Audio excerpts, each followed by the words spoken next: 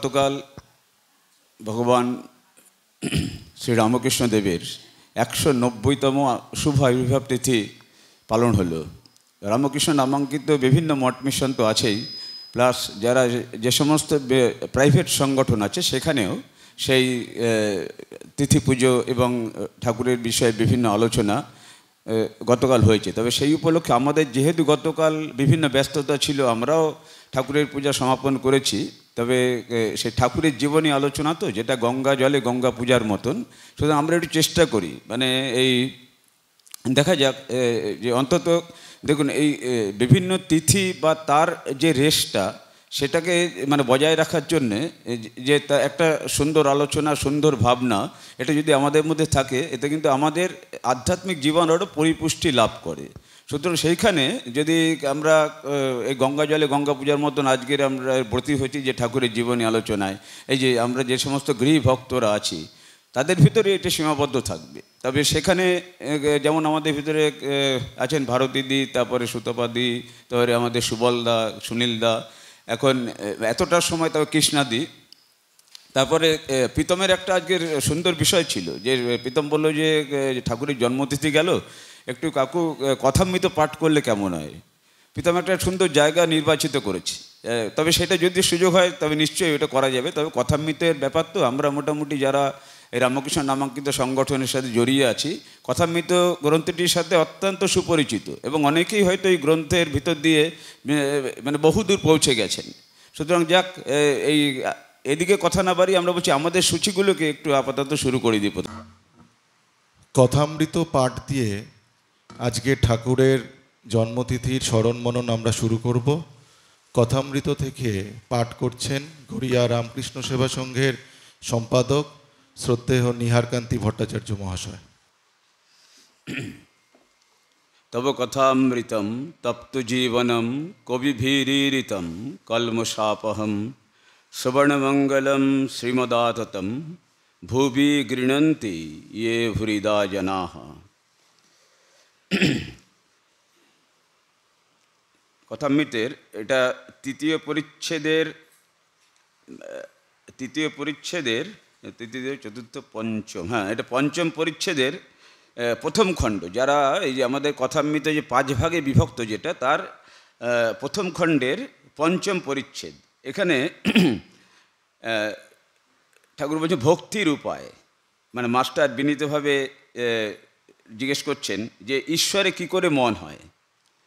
এখন এই যে মাস্টার বিনীতভাবে ঈশ্বরে কি করে মনে হয় যে কথাটা জিজ্ঞেস করছেন, তার আগে কিন্তু ঠাকুরের সাথে উনি বহুবার একটু মানে তর্কর দিকে গিয়েছিলেন। কেননা যেহেতু উনি মাস্টার, ওনার একটা সেই অভিমান ছিল যে আমি কম যাই কিসে। সুতরাং ওই জন্য ঠাকুরের সাথে যখন চতুর্থবার তর্কে তিনি প্রায় নিরস্ত হলেন, তখন তিনি ঠাকুরের কাছে সারেন্ডার করলেন যে না যাক ঠিক আছে, মানে আর কোনো তর্কে তিনি এগোলেন না।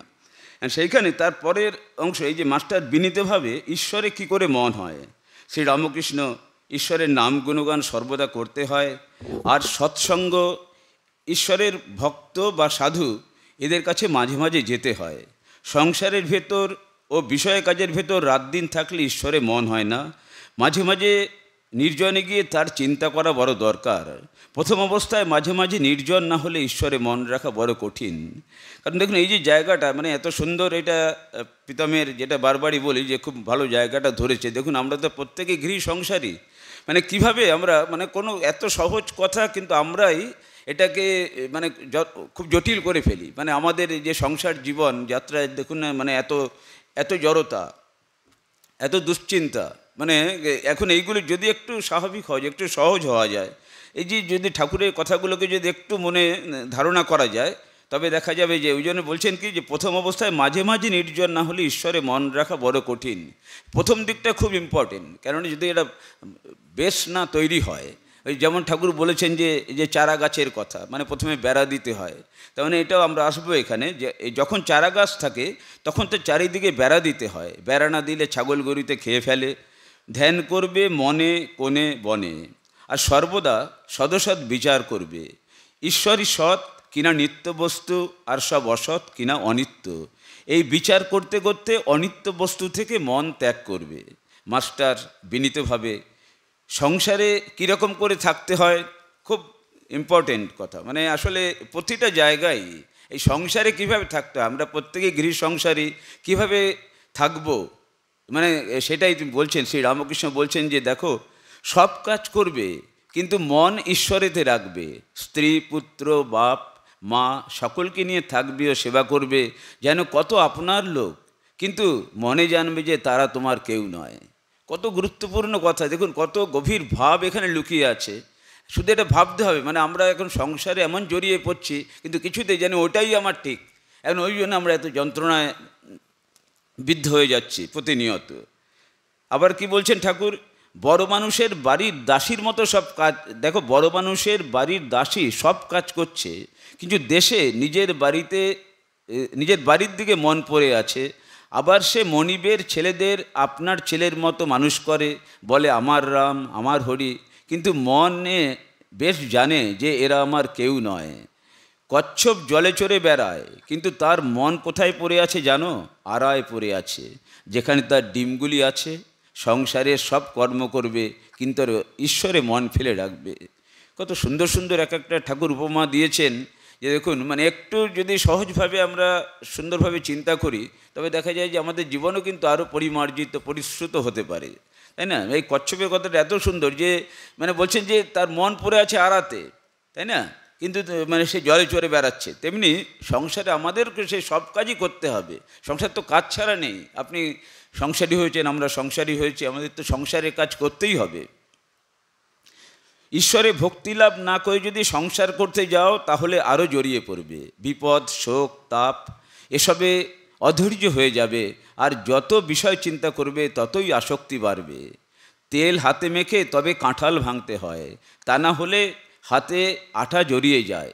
ঈশ্বরের ভক্তিরূপ তেল লাভ করে তবে সংসারের কাজে হাত দিতে হয়, কিন্তু এই ভক্তি লাভ করতে হলে নির্জন হওয়া চাই। এটা বারবার ঠাকুর বলছেন যে নির্জন বাসটা খুব দরকার, মানে নিজেকে একটু নির্জনে নিয়ে যাওয়া। হ্যাঁ, সবসময় যে ধরুন আমাদের কোলাহল, আমাদের সংসার, আমাদের আত্মীয় স্বজন সবই আছে, কিন্তু একটু নির্জনে না গেলে মানে তার চিন্তা হবে না। ওই জন্য বলছে প্রথম অবস্থাটা নির্জন বাস বা এই নির্জনে তার চিন্তা করাটা খুব দরকার। তাই বলছেন যে কিন্তু এই ভক্তি লাভ করতে হলে নির্জন হওয়া চাই। মাখন তুলতে গেলে নির্জনে দই পাততে হয়, দইকে নাড়ানাড়ি করলে দই বসে না, তারপর নির্জনে বসে সব কাজ ফেলে দই মন্থন করতে হয়, তবে মাখন তোলা যায়। আবার দেখো এই মনে নির্জনে ঈশ্বরের চিন্তা করলে জ্ঞান বৈরাগ্য ভক্তি লাভ হয়, কিন্তু সংসারে ফেলে রাখলে ওই মন নীচ হয়ে যায়। সংসারে কেবল কামিনী কাঞ্চন চিন্তা। সংসার জল আর মনটি যেন দুধ, যদি জলে ফেলে রাখো তাহলে দুধে জলে মিশে এক হয়ে যায়, খাঁটি দুধ খুঁজে পাওয়া যায় না। দুধকে দই পেতে মাখন তুলে যদি জলে রাখা যায় তাহলে জলে ভাসে। মানে এর চাইতে আর ভালো উদাহরণ কি হতে পারে, মানে আমাদের সংসারী গৃহীদের পক্ষে। এই যে ঠাকুর যা কথা বলে গেছেন যে, তাই না, মানে এই দুধ আর জলের উদাহরণটা দিলেন, মানে বলছেন যে তুমি সংসার ছেড়ে যেও না, তুমি সংসারেই থাকো কিন্তু মনটা তার কাছে রাখো, তবে দেখবে তুমি বিচলিত হবে না, তুমি বিপাকে পড়বে না। সেই নির্জনের সাধনা দ্বারা আগে জ্ঞান ভক্তিরূপ মাখন লাভ করবে, তারপরে সেই মাখন সংসার জলে ফেলে রাখলে মিশবে না, ভেসে থাকবে। সঙ্গে সঙ্গে বিচার করা খুব দরকার। কামিনী কাঞ্চন অনিত্য, ঈশ্বরই একমাত্র বস্তু। টাকায় কি হয়, ভাত হয়, ডাল হয়, কাপড় হয়, থাকবার জায়গা হয়, এই পর্যন্ত, কিন্তু এতে ভগবান লাভ হয় না। তাই টাকা জীবনের উদ্দেশ্য হতে পারে না, এর নাম বিচার। বুঝেছ মাস্টার? বলছে আজ্ঞে হ্যাঁ। প্রবোধচন্দ্রের নাটক আমি সম্প্রতি পড়েছি, তাতে আছে বস্তু বিচার। শ্রী রামকৃষ্ণ হ্যাঁ বস্তু বিচার, এই দেখো টাকাতেই বা কী আছে আর সুন্দর দেহেই বা কী আছে, বিচার করো। সুন্দরী দেহেতেও কেবল হাড় মাংস চর্বি মল মূত্র এসব আছে, তবে সব বস্তুতে মানুষকে ছেড়ে, তবে সব বস্তুতে মানুষ ঈশ্বরকে ছেড়ে কেন মন দেয়, কেন ঈশ্বরকে ভুলে যায়? বলছে যে এইসব বস্তুতে, মানে এইসব বস্তুতে মানুষ ঈশ্বরকে ছেড়ে কেন এই সংসারে মন দেয়। ওই জন্য ঠাকুর বারবারই বলছেন যে দেখো যে সংসারে থাকো কোনো সে গোল নেই, কিন্তু ঈশ্বরকে ভুলে যেও না। এবং দেখুন বারবারই আমরা পাই যে কথামৃতের বিভিন্ন জায়গাতেই আছে ঈশ্বর লাভ মনুষ্য জীবনের উদ্দেশ্য। খুব কঠিন কথা আমাদের মনে হয় যে আজকের এই যে আমাদের মানে পারিপার্শ্বিক চারিদিকের যে অবস্থা, এখন ঈশ্বর লাভ মনুষ্য জীবনের উদ্দেশ্য, এখন এইটা মানে কজন আমরা এটাকে ভাবছি বা চিন্তা করছি। হয়তো এই কথায় পড়লাম, এই আমরা আলোচনা করলাম, বিভিন্ন বিশিষ্ট ব্যক্তিত্বরা বললেন, কিন্তু সেই জায়গাটা পৌঁছানোর চেষ্টা করতে হবে। ঈশ্বর লাভ আমি বললাম যে হ্যাঁ ঠিক আছে কালকের আমি ঈশ্বর লাভ করবো, এইভাবে তো হবে না। সুতরাং সেই অভ্যাস, সেই অধ্যবসায়, সেই ত্যাগ, বৈরাগ্য, তিতিক্ষা ঠাকুর আমাদের আজকের এই সুন্দর দিনে এগুলি আমাদেরকে উত্তরোত্তর বৃদ্ধি করুক। আমাদের মনে এই ত্যাগ, বৈরাগ্য, তিতিক্ষা আসুক, আমরাও জানি আরও পরিশ্রুত, আরও পরিমার্জিত হতে পারি। ধন্যবাদ, এই পর্যন্ত থাক আজকের। যেটা আমাদের প্রথম আলোচনা চলছিল যে ঠাকুরের জীবনের উপরে, যে ঠাকুরের কথার উপরে আমরা কিছু কিছু নিজেরাই কথা বলবো, নিজেরাই আলোচনা করব যে ঠাকুরের কথা আমাদের কীরকম ভালো লেগেছে। সেই ভালো লাগার একটু অভিব্যক্তি আমরা কথাতে প্রকাশ করব, গানে প্রকাশ করব। সেইভাবে যেমন প্রথমে আমাদের এই ভারতীদি এবং সুতপাদি আছেন, তাদেরকে বলি, তাদের যে বিষয়টা যে ছন্দ গানে ঠাকুরের চরণে, ছন্দ গানে ঠাকুরের চরণে সমর্পণ।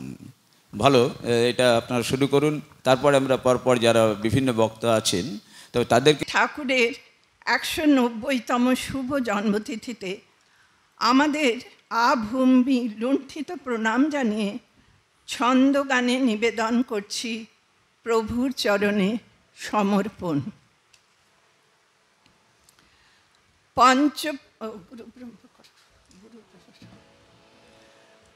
গুরু ব্রহ্মা গুরু বিষ্ণু গুরুদেব মহেশ্বর গুরুরেব পরম ব্রহ্ম তস্मै শ্রী গুরবে নমঃ।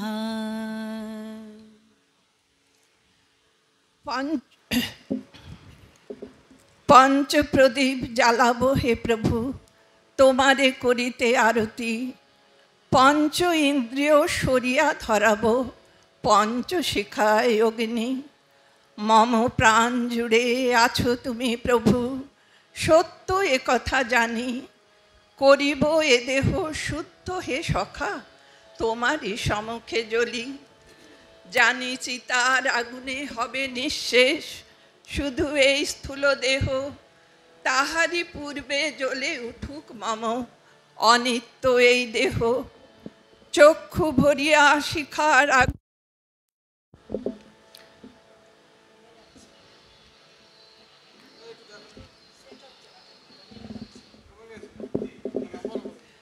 চক্ষু ভরিয়া শিখার আগুনে দেখিব পবিত্র তনুখানি। কর্ণে পশিবে সুমধুর সুরে তোমারই বংশীধ্বনি। কণ্ঠে উঠিবে সুমধা নাম তব, রামকৃষ্ণ হে মোর সখা। ধূপ দীপ আর সুগন্ধে করিব তোমারই উপাসনা। শিহরি উঠিব বারবার প্রভু, শুনিব তোমারই পদধ্বনি। আসিব মোরা সেই ক্ষণে প্রভু, দুই জনে কাছাকাছি। ভক্ত ভগবানের হইবে মিলন, এ যে অতি নিষ্ঠার ফল। করিব আমি শ্রেষ্ঠ সাধনা, দাও প্রভু মনে বল।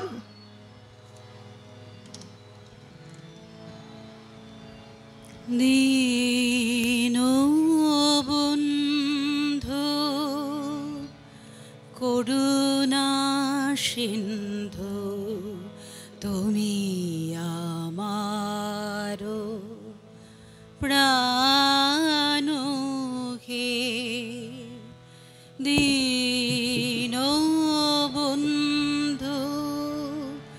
করুণা সিন্ধু, তুমি আমার প্রাণ হে। দুঃখী জনের সান্ত্বনা তুমি, তুমি যে পরিত্রাণ হে। পরমহংস রাম কৃষ্ণ চরণে শরণ দাও মোরে, চরণে শরণ দাও মোরে। দীনবন্ধু করুণা সিন্ধু তুমি আমার প্রাণ হে। গগনে পবনে ভুবনে ভবনে ধ্বনিছে তব রাম কৃষ্ণ নাম। ভব ভয় হারি মঙ্গলকারী লহ মোদের সেই মোক্ষধাম। ভব ভয় হারি মঙ্গলকারী লহ মোদের সেই মোক্ষধাম। তুমি সীতাপতি পার্থ সারথি মোরা তব সন্তান হে। মোরা তব সন্তান হে। দীনবন্ধু করুণা সিন্ধু তুমি আমার প্রাণ হে।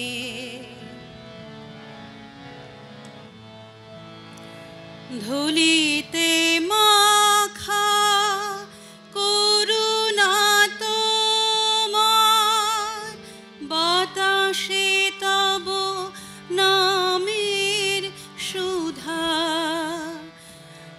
ধন্য হয়েছি জন্ম নিয়ে, মেটাও মোর প্রাণের ক্ষুধা।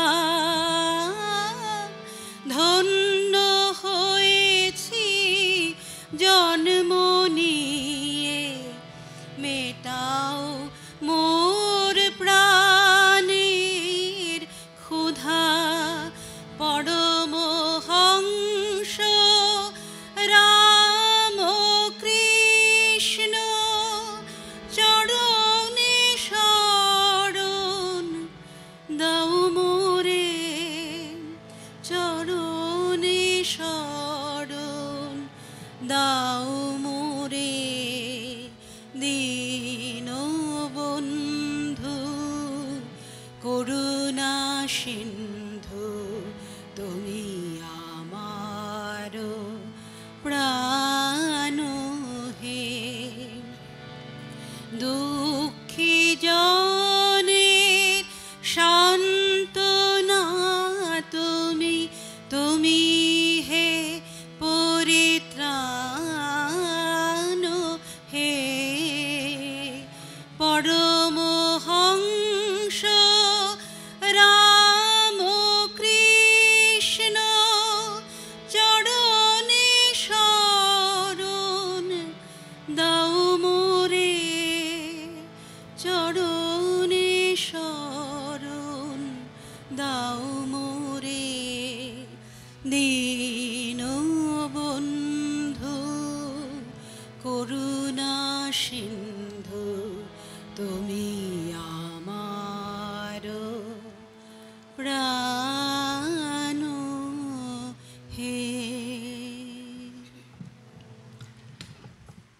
চক্ষু মোর সার্থক প্রভু তোমার দর্শনে, কণ্ডোদ্দয় সার্থক হয় তোমারই নাম গানে।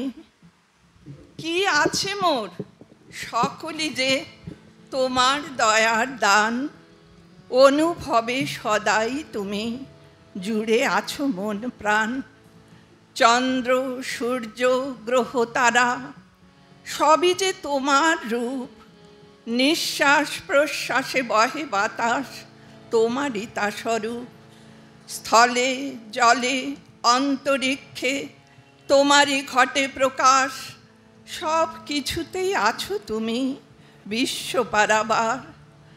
আমি আমার এ বোধ শুধুই মিথ্যা অহংকার, তুমি আছো বিশ্ব জুড়ে সবই কৃপার দান তোমার। তুমি চালাও চলি প্রভু, তুমি বলাও বলি, তোমার মধুর নাম গাইতে কভু না যাই ভুলি। কৃপা কৃপা কৃপা করো প্রভু আমার প্রাণ, ধন্য হবে জীবন আমার পেলে তোমারই কৃপার দান। প্রণাম জানাই প্রভু আমার তোমার চরণ তলে, শেষ বায়ু বয় যেন মোর তোমারই নাম গে। যতই ভাসি চক্ষু জলে,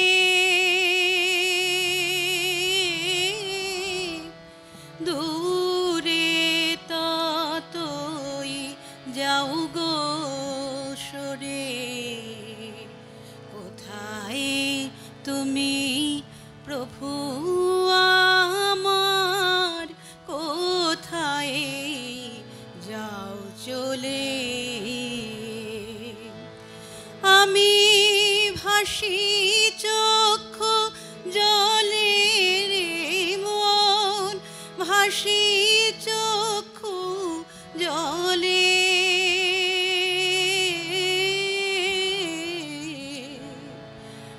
তত দূরে তুমি যাও গো সরে।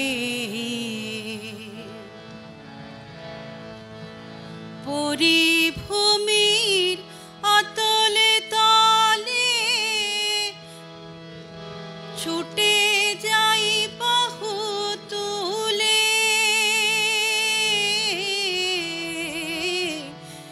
পরিভূমির অতলে তলে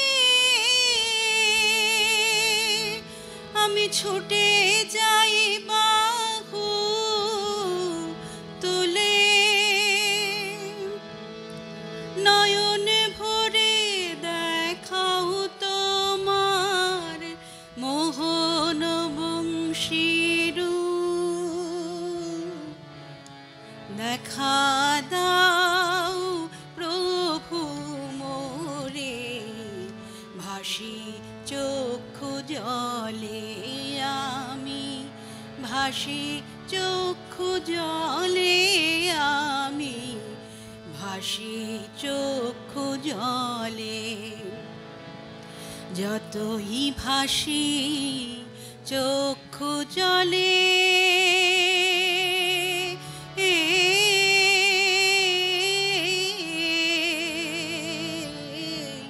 দূরে ততই যাও গো সরে।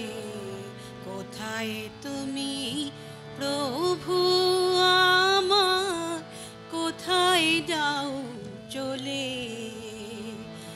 আমি ভাসি চক্ষু জলে রে মন, ভাসি চক্ষু জলে। ভাসি চক্ষু জলে, যতই ভাসি চক্ষু জলে। দূরে ততই যাও গো সরে। একটা কথা বলি, এই গানটার রচয়িতা ভারতী সরকার। सर्वधर्म स्वरूपिणे अवतार वरिष्ठाय रामकृष्णाय ते नमः।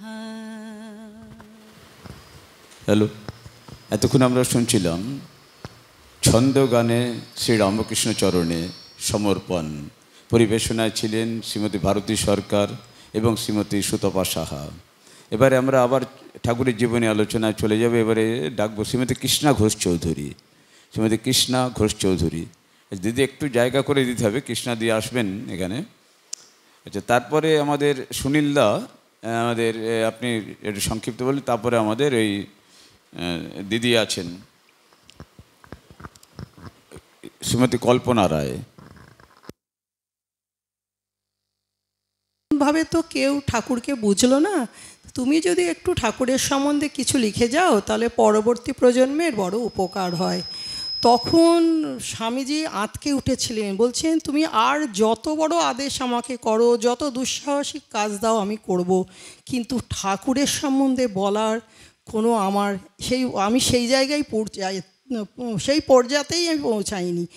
সেইটা শুনেই আমাদের মনে হয় যে আমরা কোথায় আছি, ছোট্ট কীটাণু কীট। যেটুকু বুঝেছি, যেটুকু আমরা একটু বুঝতে মানে ঠাকুরকে বুঝবার চেষ্টা করি ওই কথামৃতের আলোকেই। ওইটাই একটি আমাদের বুঝবার খুব সহজ রাস্তা ঠাকুর করে গেছেন, কিভাবে চললে আমরা সংসার জীবনে একটু এগিয়ে যেতে পারবার চেষ্টা করতে পারি। আমি সেই কথামৃতের আলোকেই বলছি। ঠাকুরই বলছেন, মায়া কী রকম, প্রলয় ও সৃষ্টি তব পুতুল খেলা, নিরজনে প্রভু নিরজনে।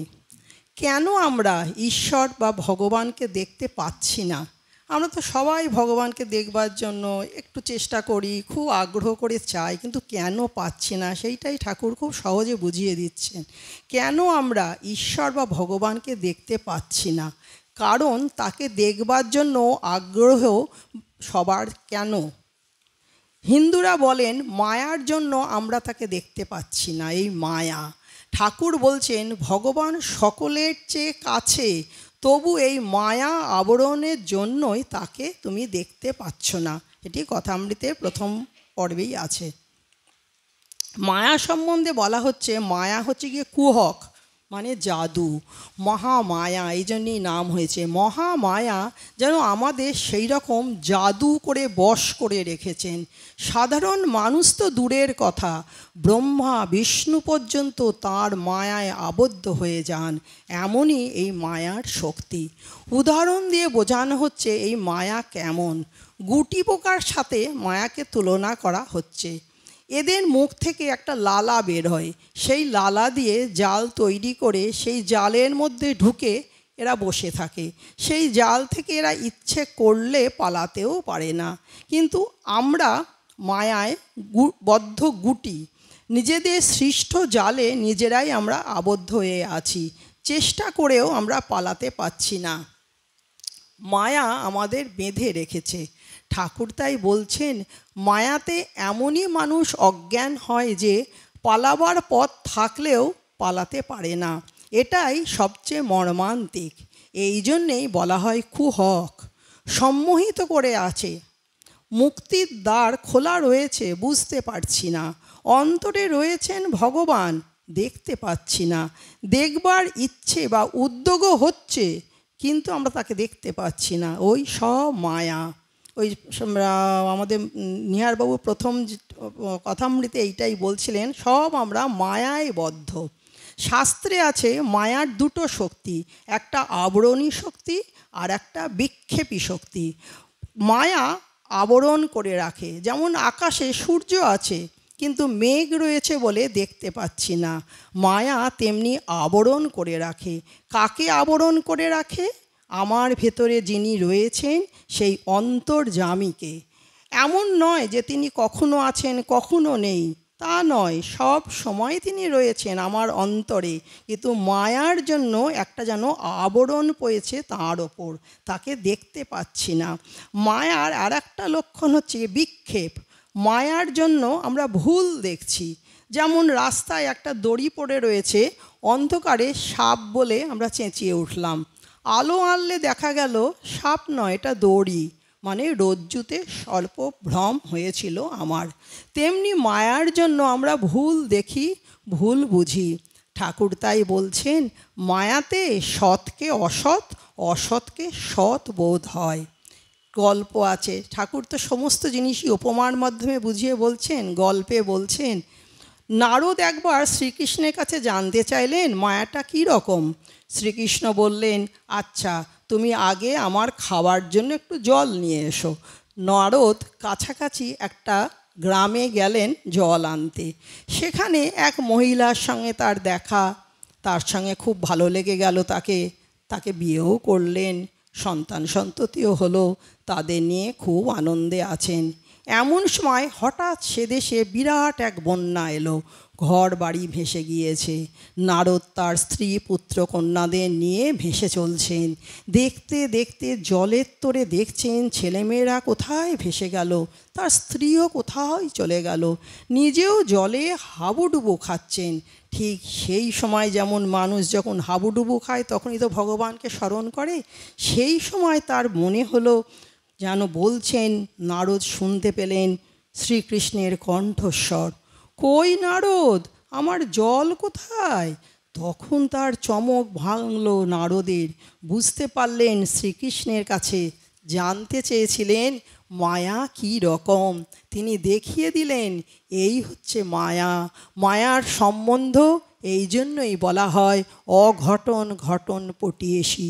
এই জন্যই ঠাকুর বলছেন ব্রহ্মা বিষ্ণু পর্যন্ত মায়াতে অচৈতন্য হয়ে থাকে, মানুষ তো কোন দূরের কথা। ঠাকুর তাই বলতেন, মায়া যদি দাঁড় ছেড়ে না দেয় তাহলে কেউ আত্মজ্ঞানও লাভ করতে পারে না। মহামায়া যদি প্রসন্ন না হন তাহলে কিছুতেই কিছু হবে না, তার দয়ার ওপরেই সব কিছু নির্ভর করছে। স্বামী ব্রহ্মানন্দ বলেছেন, মার কাছে মানে আমাদের জগজ্জনী মার কাছেই ব্রহ্মজ্ঞানের চাবি। মা কৃপা করে চাবি দিয়ে দরজা না খুললে আর কোনো উপায় নেই। সেই জন্য জ্ঞান পথেই হোক বা ভক্তি পথেই হোক, মায়াকেই প্রথমে প্রসন্ন করতে হয়। গীতাতে শ্রীকৃষ্ণ বলছেন, আমার এই মায়া দৈবী, অঘটন ঘটন পটিয়েসি। ত্রিগুণাত্মিকা সত্য রজ তম এই 3 গুণ রয়েছে আমার মায়াতে। আমার এই মায়াকে অতিক্রম করা মানুষের দুঃসাধ্য, কিন্তু সর্বতভাবে আমার শরণাগত যে হয় সেই এই মায়া অতিক্রম করে যেতে পারে। এই হচ্ছে একমাত্র পথ, ঈশ্বরের শরণাগত হওয়া আর কাতরভাবে প্রার্থনা করা, প্রভু তোমার মায়ার হাত থেকে আমাকে রক্ষা করো।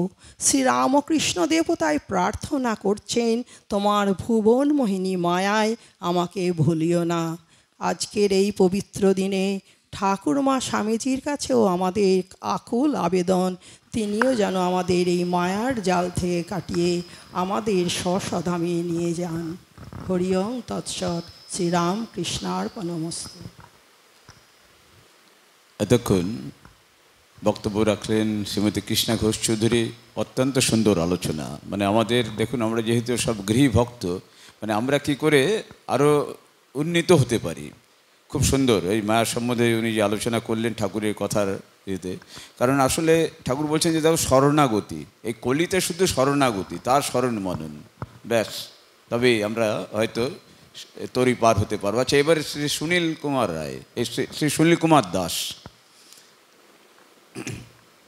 মণ্ডলাকারং ব্যাপ্তং জন চরাচরম তৎপদং দর্শিতাং জন তস্मै শ্রী গুরুবে নমঃ। গুরু ব্রহ্মা গুরু বিষ্ণু গুরুর্দেব মহেশ্বর গুরুরেব পরং ব্রহ্ম তস্मै শ্রী গুরুবে নমঃ। অজ্ঞানতিমিরান্ধস্য জ্ঞানাঞ্জল শলাকয়া চক্ষু উন্মিলিতং জন তস্मै শ্রী গুরুবে নমঃ। ওম কৃষ্ণায় বাসুদেবায় হরয়ে পরমাত্মনে প্রণত ক্লেশনাশায় গোবিন্দায় নমঃ। সুধী ভক্তমণ্ডলী, মাতৃমণ্ডলী, আজকে একটা অত্যন্ত প্রাণবন্ত আলোচনা হচ্ছে। প্রথম থেকে শুরু করে কৃষ্ণাদি তো বললেন, তার কোনো তুলনীয় হয় না। তারপরে সবাই খুব ভালো, গানটা অত্যন্ত মনোমুগ্ধ লেগেছে আমার। এখন প্রশ্ন হচ্ছে, বাংলার সময় সবাই চলে যাবে এরকম একটা সময়, যে বিষয়টা আমাদের আলোচনার মধ্যে আছে সেটা অত্যন্ত জটিল, অত্যন্ত সময় সাপেক্ষ, 2-4 কথা শেষ করার মতো না। আমরা তবু সামান্য একটু শ্রদ্ধা নিবেদন করে, আমার উপর একটু আদেশও আছে যত তাড়াতাড়ি পারি শেষ করা, কিন্তু এটা তো শেষ হওয়ার না। আমি সারাদিন বললেও কোনো শেষ হবে না। আমি ব্যক্তিগতভাবে সারাদিনই কথা বলি, কথা কখনো আমার শেষ হয় না। তবু আমি সংক্ষিপ্তভাবে সামান্য একটু প্রণাম নিবেদন করব এবং ঘোষকের প্রতি শ্রদ্ধা জানি। যদি আমার সময়টা পার হয়ে যায় এই জন্য ক্ষমা চাবে চেয়ে নিচ্ছি। আরেকটা ব্যাপার বলে নিচ্ছি যে এটা এমন একটা বিষয় এটা আপনারা সবাই অবগত আছেন এবং এটা বাড়িয়ে বলা বা কমিয়ে বলার কিছু নেই। যদি কোনো ভুলভ্রান্তি হয় দায়িত্বটা আমার, আর যদি এটা শুদ্ধতা প্রকাশ পায় সম্পূর্ণ কৃতিত্ব আপনাদের। আমি একটু পাঠ করছি। ভক্তের ভগবান শ্রীরামকৃষ্ণ। গীতায় ভগবান শ্রীকৃষ্ণ বলেছিলেন, যদা যদা হি ধর্মস্য গ্লানির্ভবতি ভারত অভ্যুত্থানম ধর্মস্য তদাত্মনং সৃজাম্যহম পরিত্রাণায় সাধুনাং বিনাশায় চ দুষ্কৃতাম ধর্ম সংস্থাপনার্থায় সম্ভবামি যুগে যুগে। গীতার এই বাণী একটা যোগপত বাণী, যেখানে সারা বিশ্বে এটা আলোচনা হচ্ছে। সারা বিশ্বে আপনি যেখানে যান, আমি কিছুদিন আগে পুরী গেলাম, একটা রাশিয়ান প্রফেসরকে ডাকিয়ে পাশে বসালাম, উনিও গীতা নিয়ে চর্চা করছেন। উনি একজন অধ্যাপক, এটা সেরে পুরীতে গীতা নিয়ে চর্চা করছেন। অর্থাৎ গীতা হল যাকে বলা হয় কমপ্লিট কোড অফ লাইফ। এই কমপ্লিট কোড অফ লাইফের দৃষ্টিতে আমরা একটু বলছি। হে অর্জুন, যে সময়ে ধর্মের গ্লানি অর্থাৎ অধপতন হয়, অধর্মের উত্থান হয়, সেই সময় আমি নিজেকে সৃষ্টি করি। এটা ভগবান শ্রীকৃষ্ণ বলে গেছেন। কেন সৃষ্টি করি? সাধুদিগের পরিত্রাণ, পাপীগণের বিনাশ এবং ধর্মকে আবার প্রতিষ্ঠিত করতে যোগে যোগে আমি অবতীর্ণ হই। অবতার বরিষ্ঠায় শ্রীরামকৃষ্ণ ধরাধামে অবতীর্ণ হওয়ার সময় নিয়ে এসেছিলেন মা শারদা, স্বামী বিবেকানন্দ সহ পার্শ্বদের। তাদের মাধ্যমে শ্রী রামকৃষ্ণ সর্বধর্ম সমন্বয়ের মত প্রচার করেছিলেন। তার এই মত প্রচারের জন্য কোনো যুদ্ধের প্রয়োজন হয়নি। ভগবান রামচন্দ্র তার মত প্রচার করার জন্য ভাই লক্ষণ, হনুমান, ভরত, শত্রুঘ্নকে নিয়ে এসেছিলেন শ্রী মা সীতা দেবীও। তাদেরকে সাথে নিয়ে তিনি রাবণ সহ রাক্ষসদের ধ্বংস করে ধর্মমত প্রচার করে যান। পরবর্তীতে ভগবান শ্রীকৃষ্ণ আসেন, তিনি নিয়ে আসেন অর্জুন সহ পঞ্চম পাণ্ডবকে, তাদেরকে দিয়ে দুর্যোধন সহ কৌরব পক্ষ পরাস্ত করে ধর্ম স্থাপন করেন এবং গীতার আবির্ভাব ঘটান। গীতা আমার মনে হয় এই কুরুক্ষেত্রের যুদ্ধে যদি আমাকে একটা প্রশ্ন করা হয়, তাহলে কুরুক্ষেত্রের যুদ্ধে সর্বশ্রেষ্ঠ অবদানটা কি? সর্বশ্রেষ্ঠ অবদান গীতার আবির্ভাব। গীতা সারা বিশ্বের অমূল্য একটা সম্পদ। এই সম্পদ বিশ্ব কীভাবে চলবে সব আমরা গীতায় পাই এবং সেই কুরুক্ষেত্রের যুদ্ধের এটাই সবচেয়ে বড় অবতার। আমি কয়েকদিন আগে ভগবান আমার তো বললে শেষ হবে না, আপনার দয়া করুন, তো আমি শেষ করছি, বেশি বলবো না। এই ভগবান শ্রীকৃষ্ণ যুদ্ধের আগে তো অনেক চেষ্টাই করলেন যে যুদ্ধ যেন থামানো যায়, কিন্তু দুর্যোধন তো বলল বিনা যুদ্ধে নাই দিব আমি সূচাগ্র মেদিনী, একটা মেদিনী পর্যন্ত দিব না। উনি 5টা গ্রাম চেয়েছিলেন, আপনারা নিশ্চয়ই জানেন, কিন্তু একটা মেদিনী দিবে না যুদ্ধ ছাড়া। তার অহংকার তাকে এতভাবে টেনে নিয়েছিল যেটা সম্ভব হয়নি। তারপর শ্রীকৃষ্ণ অবশেষে সব কিছু শেষ করে বলছিলেন যে এই যুদ্ধে এত রক্তক্ষয় হবে, এত রক্তক্ষয় হবে কুরুক্ষেত্রের যুদ্ধে, যে যুদ্ধে সারা বিশ্ব যতদিন স্থায়ী থাকবে ততদিন ভূমিটা লাল হয়ে যাবে। আমি কুরুক্ষেত্রে যাইনি, যাওয়ার সুযোগ হয়নি। আমার একজন স্টুডেন্টের জেঠিমা ঘুরে আসলেন কিছুদিন আগে। আমি তাকে একটা প্রশ্ন করলাম, এই কথাটা ঠিক? কুরুক্ষেত্র অনেকদিন ঘুরে এসেছেন, যে এই যে ভূমিটা কি সত্যি সত্যি লাল? হ্যাঁ, এটা অদ্ভুতভাবে ওই সারাউন্ডিংটা লাল, আশেপাশে লাল না। এই যে একটা মানে অকৃত্রিম ভাবধারা যা আমরা দেখতে পাই। আপনি বৃন্দাবন ঘুরে আসুন, দেখবেন শ্রীকৃষ্ণের কী লীলা, ওখানে জীবন্ত লীলা। তো যাই হোক, আমরা এখানে শ্রীরামকৃষ্ণ সম্বন্ধে বলতে গেলে আমি তো অনেক কিছু বলতে চাইছিলাম, যা হবে না বলা, আমি এখানে শেষ করে দিব। ঠাকুর অনেকবার তীর্থ ভ্রমণে যান, আমি 2-3টা পয়েন্ট বলে শেষ করে দিব। ঠাকুর তীর্থকম প্রথমবার মাকে সঙ্গে নিয়ে যান, সঙ্গে শ্রীযুগ রামচাটুর্যে মথুরবাবুর কয়েকটি পুত্র।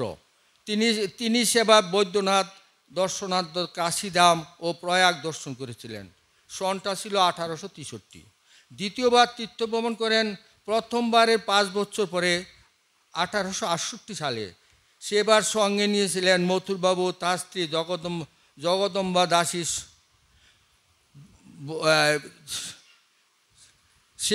সেবার কাশীধাম, প্রয়াগ, শ্রী বৃন্দাবন দর্শন করেন। কাশীতে মণিকর্ণিকার সমাধিস্থ হয়ে বিশ্বনাথের গম্ভীর চিন্ময় রূপ দর্শন করেন। যারা এটা গেছেন তারা নিশ্চয়ই জানেন মণিকর্ণিকা ঘাট সম্বন্ধে, এবং সেটা তিনি দর্শন করেন এবং বিশ্বনাথকে ওখানে দর্শন করেন। তারপরে অনেক কিছু এখানে আছে, আমি কয়টা বলবো জানি না। আমরা শেষ করে আসছি। আজকের দিনে আমরা আমাদের প্রাণপ্রিয় ঠাকুরের নিকট বিনীতভাবে প্রার্থনা করছি, ঠাকুর আমাদেরকে দিশাহীনভাবে যে বিচরণ করছি তার থেকে তুমি মুক্তি পাওয়ার পথ দেখাও। আমরা চাই সেই নির্দেশনা যার মাধ্যমে আমরা তোমার চরণতলে আশ্রয় নিতে পারি। আমরা জ্ঞান ও অজ্ঞানকৃতভাবে যে কর্ম সম্পাদন করে আসছি বা করছি তার সম্পূর্ণটাই তোমার পাদপদ্মে সমর্পণ করছি। আমরা শুনলাম শ্রী সুনীল কুমার দাসের আলোচনা, খুব ভালো লাগলো। আছে এবারে শ্রীমতী কল্পনা রায়। শ্রীমতী কল্পনা রায়, আপনাকে ডাকছি।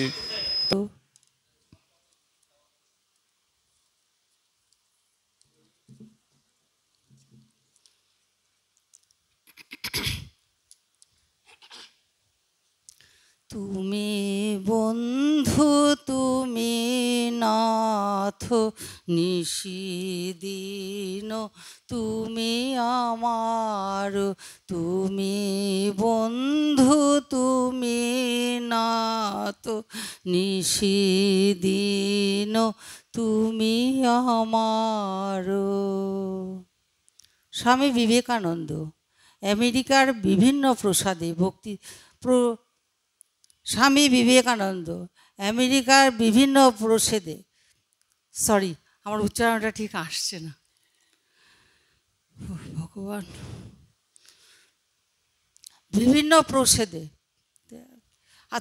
বিভিন্ন দেশে বক্তৃতা করছেন। তার গুণমুগ্ধ ভক্তগণ তাকে প্রশ্ন করলেন, স্বামীজি আপনি বেদান্ত, গীতা, উপনিষদের কথা বলেন, কিন্তু আপনার গুরুদেব সম্বন্ধে তো কিছু বলেন না। উত্তরে স্বামীজি জানালেন তার গুরুদেব এত বিশাল, এত বিরাট, এত অসীম, এত অনন্ত যে তার সম্বন্ধে বলতে আমার দ্বিধা হয়। যে স্বামীজি তার গুরুদেব সম্বন্ধে বলতে দ্বিধা করতেন, আমি তো কোন ছাড়, কীটানুকীট। এক্ষেত্রে আপনারা হয়তো প্রশ্ন করতে পারেন, তবে এক দুঃসাহস কেন আমার? উত্তরে আমি বলবো, প্রসঙ্গটা যে রাম ও কৃষ্ণ অত্যন্ত একান্ত আপনার জন। তিনি অনেক অপাত্রকে আশ্রয় দিয়েছেন, প্রশ্রয় দিয়েছেন, আশ্বস্ত করেছেন, সুপাত্র করে তুলেছেন। তার কাছে আমাদের সাতক্ষুর মাপ। তিনি কাউকে অবহেলা করেননি, কাউকে ঘৃণা করেননি। আমি জানি তিনি আছেন আমার মাথার উপরে। কেশব সেনের মতো অন্যান্য পণ্ডিতেরাও আশ্চর্য হয়ে ভাবেন, প্রায় গ্রাম্য ব্রাহ্মণের নিরক্ষর এত উদার ভাব কী করে সম্ভব? সব ধর্ম অবলম্বীদেরই আদর করেন, কারো প্রতি বিদ্বেষ নেই, ঝগড়া নেই। সেই জন্যই তো মা ভবতারিণী তার বিশ্ব জমিদারির ভার শ্রী রামকৃষ্ণের হাতে অর্পণ করেছিলেন। শ্রীরামকৃষ্ণ হৃদয় যেন দৈবী লীলা নাট্যমঞ্চ। তার হৃদয় মঞ্চে স্থান পেয়েছে স্বদেশী বিদেশি জ্ঞানী গুণী পণ্ডিত, বিদ্বান সাধু, খ্যাপা ভণ্ড লম্পট মাতাল। এদেরকে দিয়েই শ্রীরামকৃষ্ণ সুকৌশলে কাজ করিয়ে নিয়েছেন। যেমন গিরিশ থিয়েটার ছাড়তে চেয়েছিলেন, ঠাকুর বললেন না না, থিয়েটার ছেড়ো না, ওতে লোকশিকা হবে। এক রাস দোষ নিয়ে গিরিশ এসেছিলেন ঠাকুরের কাছে। ঠাকুর তাকে দু হাত বাড়িয়ে কাছে টেনে নিলেন। তাই তো গিরিশ বললেন, আগে যদি জানতাম ঠাকুর তুমি আমার গুরু হয়ে আসবে, তবে গিরিশ কি পাপ করেছে, এর দ্বিগুণ পাপ করত।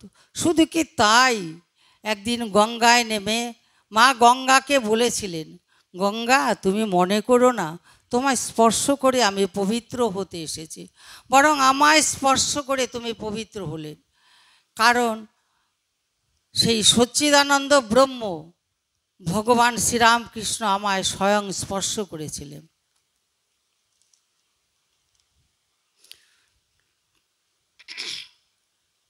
কলির ঠাকুর নাম কৃষ্ণ যাহার নাম, যার কথা মৃত ভবে অমৃত সমান। শ্রীমকে প্রথম দর্শনে ঠাকুর চিহ্নিত করে রাখলেন। মানুষ চিনতেন তিনি, তা চিনবেন না, তিনি যে মানুষ গড়ার ভাস্কর। শ্রীম বিবাহিত শুনে রামলালকে ডেকে বললেন, শিউরে ওঠে রামলালকে ডেকে বললেন, ওরে রামলাল যা, বিয়ে করে ফেলেছে। দেখলেন শুধু বিয়েই করেননি, ছেলেপুলের বাপও হয়েছেন।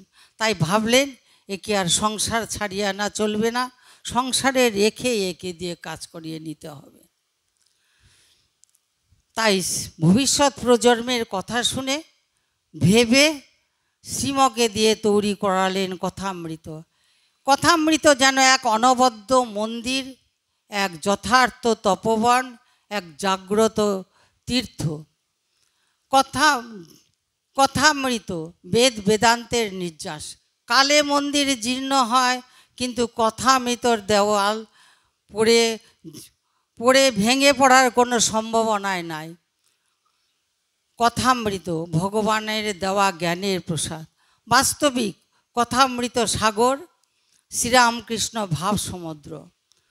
শ্রীম কথামৃতের কথা আস্বাদন করেছিলেন শ্রীরামকৃষ্ণের কথা, কিন্তু তিনি আম খেয়ে মুখ পুছে ফেলেননি, আমাদেরও ভাগ দিয়েছেন। ধন্য শ্রীরামকৃষ্ণ, ধন্য কথামৃত লিপিকার শ্রীম, ধন্য আমরাও। আত্মহত্যা করবেন বলে বাড়ি থেকে বেরিয়েছিলেন, কিন্তু শ্রীমর রামকৃষ্ণের কথা আস্বাদন করে অমর হয়ে গেলেন। বলো গো ঠাকুর বলো না আমারে, আনিলে একারে কাছ সাথে তোমার। বড় স্বাদ ছিল, সুখদেবের মতো ব্রহ্মসলিলে ডুবে থাকতেন। মাঝে মাঝে জাগ্রত হয়ে শরীর রক্ষার জন্য কিছু খাবেন, তারপর আবার ব্রহ্মসলিলে ডুব।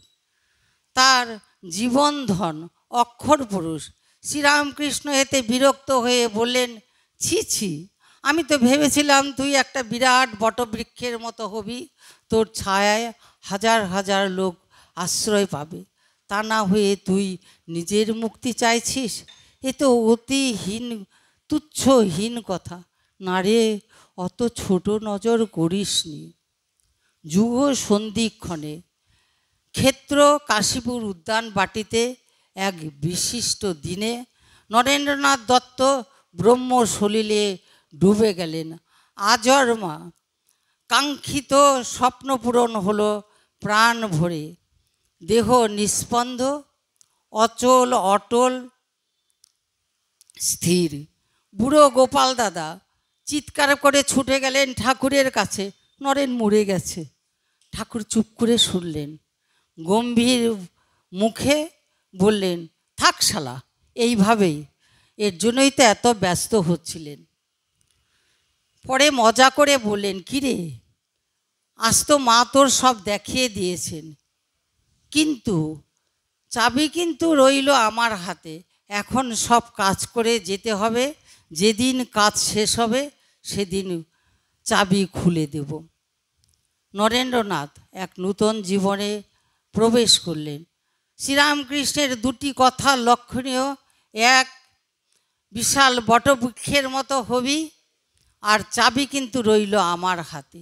এ দুটি শর্তই স্বামী বিবেকানন্দের জীবন বেদের সূত্র।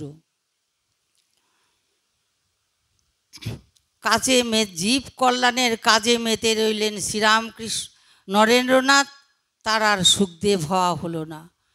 শ্রীরামকৃষ্ণ এ ঘর থেকে ও ঘরে যাবার সময় নরেনের হৃদয়ে উপপ্রবিষ্ট হলেন। গুরুর আদিষ্ট প্রথম সূত্রটি সমাধান করে ফেললেন। বিশাল বটবৃক্ষরূপী মঠ মিশন, যাতে কোটি কোটি বিশ্বের কোটি কোটি মানুষের আশ্রয় ও আদর্শস্থান। মহামন্ত্রাশ্রিত হয়ে বৃক্ষের পাতায় শাখায় আরামে নিঃশ্বাস নিতে পারেন। দ্বিতীয় সূত্রটি, চাবি কিন্তু রইল আমার হাতে। ঠাকুর জানতেন নরেন্দ্রনাথের স্বল্পায়ু, তাই প্রিয় নরেনের প্রয়াণ বিধি নির্ধারিত করে রেখেছিলেন। নরেনের প্রয়াণ মহা সমাধি যুগে, জীবাত্মার সঙ্গে পরমাত্মার মিলন। হোমাগ্ন শিখার মতো চিতা প্রজ্বলিত হলো। পাশে নিরঞ্জনানন্দ হাহাকার করে বললেন, নরেন চলে গেল। এদিকে ভক্ত ভৈরব গিরিশ নিরঞ্জনানন্দর কাঁধ স্পর্শ করে বললেন, যাননি, দেহ ত্যাগ করেছে। তখন মঠ মিশনের দ্বিতীয় প্রেসিডেন্ট মহাপুরুষ শিবানন্দ মাঝে মাঝেই বলতেন, বেলুর মঠ গমগা, এ কি অসাধারণ বাস্তু বিজ্ঞান। এদিকে আত্মারাম, ওদিকে অক্ষর পুরুষ ঋষি শ্রেষ্ঠ। অক্ষর পুরুষ রামকৃষ্ণ উত্তর দিক যেন খুঁটির মতো আলগে রেখেছেন, দক্ষিণে আলোকিত করে রেখেছেন বীরেশ্বর শিব। পূবে ব্রহ্মবাড়ি, গঙ্গার দিব্য প্রবাহ, মাঝে জীব মুক্তিদাত্রী ব্রহ্মময়ী শ্রী শ্রী মা শারদা। পশ্চিমে অবারিত দ্বারে তাপিত জীবাত্মার অবাধ অগণিত স্রোত। এসো ব্রহ্মবাড়ি স্নানে স্নাত হই, ব্রহ্মময়ী মায়ের কৃপায় ব্রহ্মার্থে কৃতার্থ হই। এ যে গুরুদেবের দেওয়া নরেনের মহা দায়। কলিকালে এমন জাগ্রত বৈকুণ্ঠ আর কোথায়। সর্বতীর্থস্থান বেলুর মঠ, ত্রিতাপ জ্বালায় খাক হওয়া জীব জগতের প্রতি স্বামী বিবেকানন্দের এক আশ্চর্য উপহার। একদিন ঠাকুর আসল কথা হলো নরেন্দ্র আর মহেন্দ্র, এ দুজনকে ঠাকুর চিহ্নিত করে রেখেছিলেন। একজন ঘরে বাইরে হাঁক দিবে, অর্থাৎ তার জীবন লীলা প্রচার করবে দেশ ও বিদেশে, আর একজন এক জায়গায় বসে ভাগবত কথা শোনাবে। যিশু পিটারকে দেখিয়ে বলেছিলেন, upon this rock I build my church. একালের যিশু ভগবান শ্রীরামকৃষ্ণ যদি এ ভাষায় বলতেন, তাহলে নরেন্দ্র আর মহেন্দ্রকে দেখিয়ে বলতেন, upon this two rocks I build my church. একদিন রামকৃষ্ণানন্দ বলেছিলেন, তোরা যে ঠাকুরকে অবতার অবতার বলিস, অবতার কি জানিস? পরে নিজেই বললেন, ম্যাথামেটিক্সের ফর্মুলায়। স্বামী বিবেকানন্দ তাহার সমুদায় বাক্যে বক্তৃতায় যাহা যাহা কিছু বলিয়া গিয়াছেন, প্লাস ঠাকুরের সব পার্শ্বদগণ প্লাস অনন্ত ইকুয়াল টু রাম ও কৃষ্ণ। এ যুগে শ্রীরামকৃষ্ণ রাম মহামন্ত্র, এ নামের অদ্ভুত মহিমা। বিপদে এ নাম ভরসা, ব্যাধিতে এ নাম ঔষধ, আলোতে অন্ধকারে এ নাম আলো, সম্পদে এ নাম আনন্দ, মৃত্যুর পর এ নাম অমৃতলোকে নিয়ে যায়। এ নাম ধ্যানে চিত্তকে তাতে তৈল ধারাবৎ অবিচ্ছিন্ন করে তোলে। মা ভবতারিণীর বিশাল বিশ্বব্যাপী জমিদারির নায়েবের কার্য পরিচালনার স্থান এবং তার শাসন, ভজন, সাধন ক্ষেত্র দক্ষিণেশ্বর আজ পৃথিবীর শ্রেষ্ঠ জাগ্রত তীর্থ। সেই জাগ্রত তীর্থের জাগ্রত দেবতা ভগবান শ্রীরামকৃষ্ণদেবকে আমার শত সহস্র কোটি প্রণাম।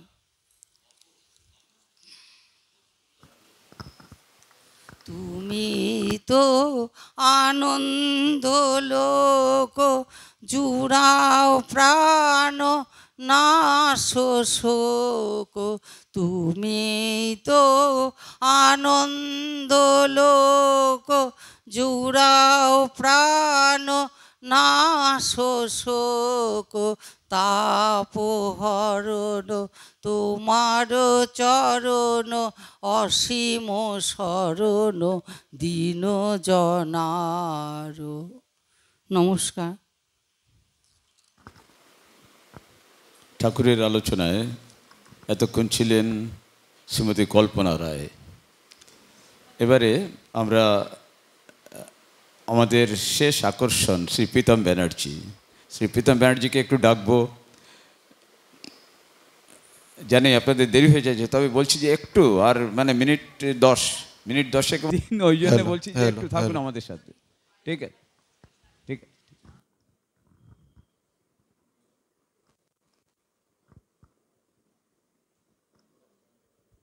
ঠিক আছে, তোমার যতটুকু শ্রী প্রীতম ব্যানার্জি। Hello hello.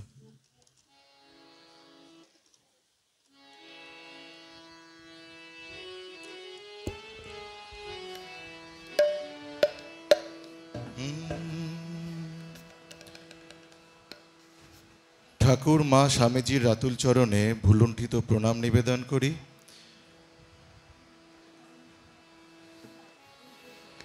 উথলেছে প্রেম পারাবার, উথলেছে প্রেম পারাবার, উথলেছে প্রেম পারাবার, উথলেছে প্রেম পারাবার।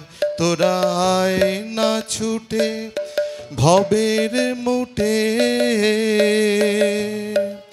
ভাসিয়ে দে না মাথার ভার, উথলেছে প্রেম পারাবার, উথলেছে প্রেম পারাবার।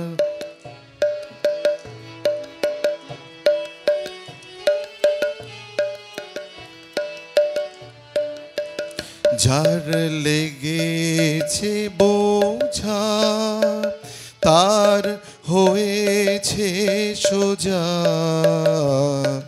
বোঝা বুঝির বুঝকি ফেলে মারছে সে মজা। ও তুই রইলি বসে বোঝার আসে, করবি শেষে হাহাকার, উথলেছে প্রেম পারাবার, উথলেছে প্রেম পারাবার।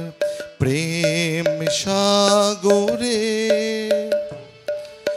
ভাসিয়ে দে না গান, যাবি ভেসে এমন দেশে যার কাছে নাই গান।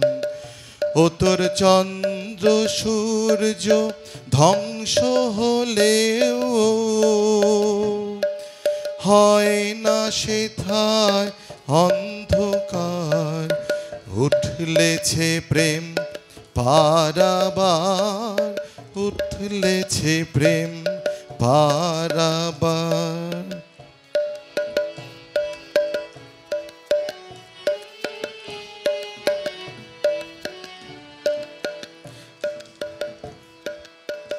গুরুদাস কেঁদে বলে ভাই আজ বিচারে কাজ না হয়, বোঝা বুঝি অনেক হলো সোজাই চলো ভাই। রামকৃষ্ণ আমার প্রেমের পাথার, ডুবলে হবি ভব পার, উথলেছে প্রেম পারাবার, উথলেছে প্রেম পারাবার, উথলেছে প্রেম পারাবার, উথলেছে প্রেম পারাবার। আমরা যখনই কোনো কর্ম করি তার মধ্যে একটা বাসনা থাকে, তাই আমাদের সেই কর্মের ফলও পেতে হয়। ঠাকুর বলছেন আমি কপাল মোচন, এবং ঈশ্বরই পারেন সেই কপাল মোচন করতে, সেই কর্মফলটাকে খণ্ডন করতে। ঠাকুর বলছেন আমি ফরাসডাঙ্গা, আমি কর্মনাশা। ঠাকুর যখন এসেছিলেন তখন ব্রিটিশ শাসন, কিন্তু চন্দননগর ছিল ফ্রেঞ্চ কলোনি, ওইখানে ইংরেজদের হিসাব চলতো না। তাই ঠাকুর বলছেন আমি ফরাসডাঙ্গা, আমাকে যদি তোমরা স্মরণ মনন করো, আমাকে যদি তোমরা সবসময় স্মরণ করো, তাহলে তোমাদের এই কর্মফল ভোগ করতে হবে না, আমি কর্মফলকে খেয়ে নেব, আমি কর্মনাশা। আবার মা বলছেন আমি সতেরো মা অসতেরো মা, আমাকে যদি কেউ মা বলে ডাকে আমি তো কাউকে ফেরাতে পারবো না। আবার স্বামীজি বলছেন আমাকে যদি অনুসরণ করো, যদি নরকেও যাও, আমার নরক থেকেও তোমাদের তুলে নিয়ে আসবো, উদ্ধার করব। তাই এই আমাদের দিব্যত্রয়ী যখন এত বড় আশ্বাস আমাদেরকে দিচ্ছেন, আমাদের তো মনে হয় আমাদের একটাই কাজ করা উচিত, কৃপা হি কেবলম, কৃপা হি কেবলম, প্রভু কৃপা হি কেবলম শারণ্যে। আমরা শুধু তারই স্মরণ মনন করি, আমরা তাকেই স্মরণ করে যাই এবং সেই শুদ্ধ ব্রহ্মের চিন্তা করে যাই। সবাই মিলে রামকৃষ্ণ শরণমের মাধ্যমে আজকের এই সুন্দর অনুষ্ঠান আমরা শেষ করব।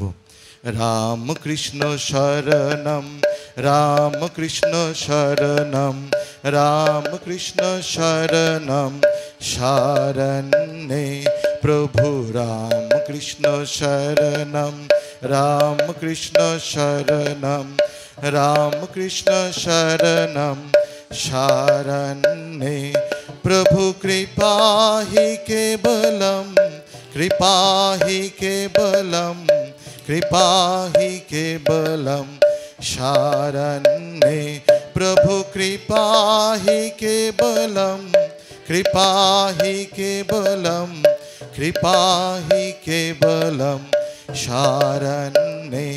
जय जय राम कृष्ण शरणम, राम कृष्ण शरणम, राम कृष्ण शरणम शरण्ये।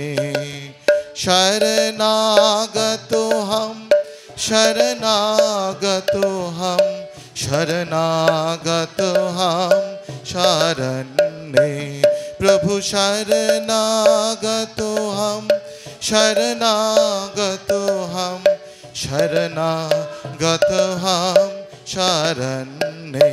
जय जय राम कृष्ण शरणम, राम कृष्ण शरणम, राम कृष्ण शरणम शरण्ये।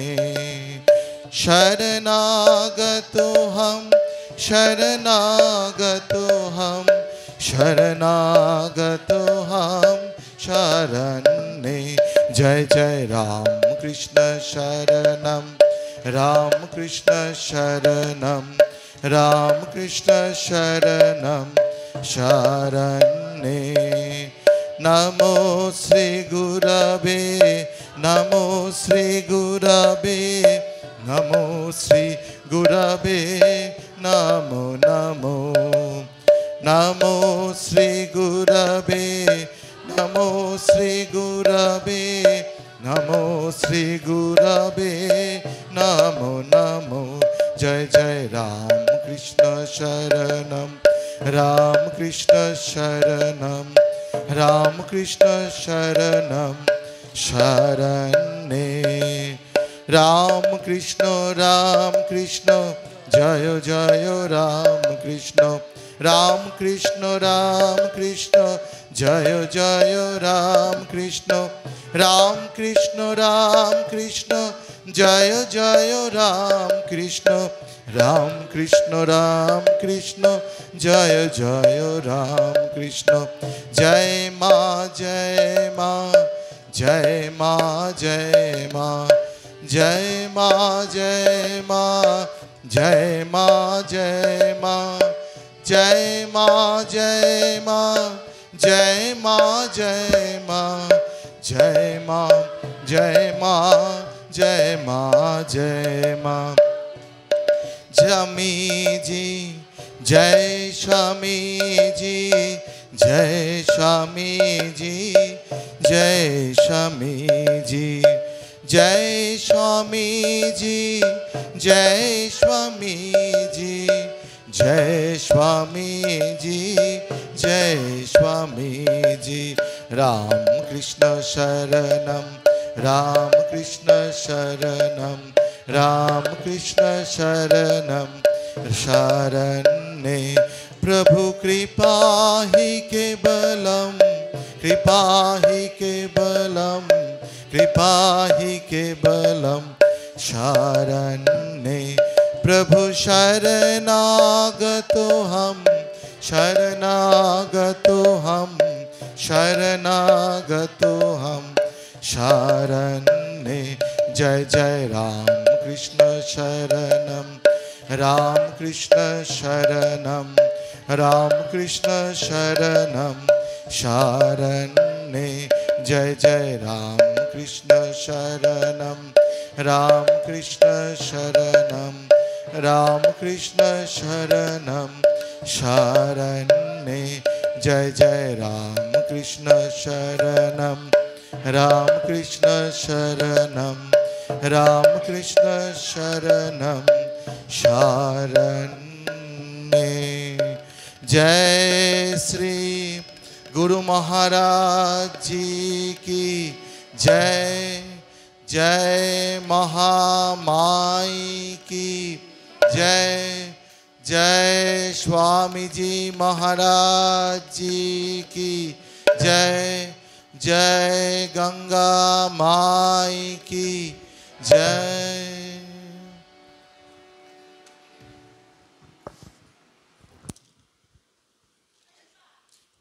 আজকের এই সুন্দর সন্ধ্যায় এতক্ষণ পরিবেশিত হলো ঠাকুরের কথা, যেটা শুরু করেছিলাম যে গঙ্গা জলে গঙ্গা পূজার মতন আমরা প্রত্যেকে সেই গৃহভক্ত সেই আলোচনা সুন্দরভাবে সমাপন হলো আপনাদের প্রত্যেকের সহযোগিতায়।